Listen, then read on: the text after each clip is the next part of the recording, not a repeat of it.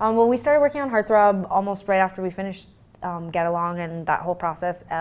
We wrote over 40 songs separately and together, and then we sort of narrowed the field to 20, and we started meeting with producers.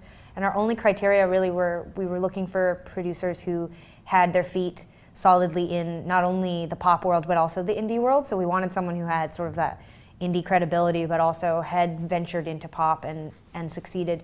And we also wanted someone who'd worked with a lot of women. And so the first person we met with was Greg Kurstin, and he'd done everything from Lily Allen and worked with Kesha and Kelly Clarkson, but also was with Beck for years and had just finished the Shins record. So he was our number one choice, and he ended up doing 8 tracks on the record. And so the record has, I think, all the sort of quintessential Tegan and Sara stuff that you've probably become accustomed to, like the heartbreak and the intense emotion and a lot of the singing and melody work and harmonies and all that we usually do.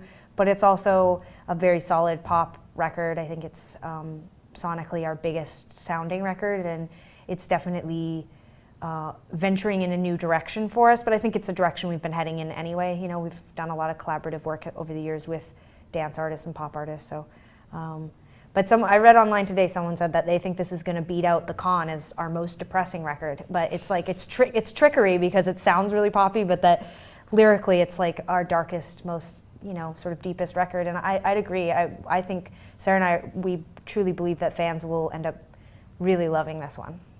I think some of the songs that I love the most from like childhood, but like now that have extended into adulthood, they sort of have some of those properties, like Girls Just Want to Have Fun, or like Dancing in the Dark. I don't know, like I'm trying to think of like songs you could listen to at a party and everybody would be like, yes. And then also, if you were to sort of like strip away some of the instrumentation, or if you were even to like add a key change or something, they could be like super sad songs. Like Dancing in the Dark is actually it's a fairly dark song, but with like that 4 on the floor and that, with Courtney Cox dancing in the video, it's just like it's like a really fun pop song. Yeah. But it but that sort of like a lot of this record I think could fall into maybe that gray area of like, there's like this real upbeat sort of anthemic nature, but then the songs themselves still have like this lyrical depth to it.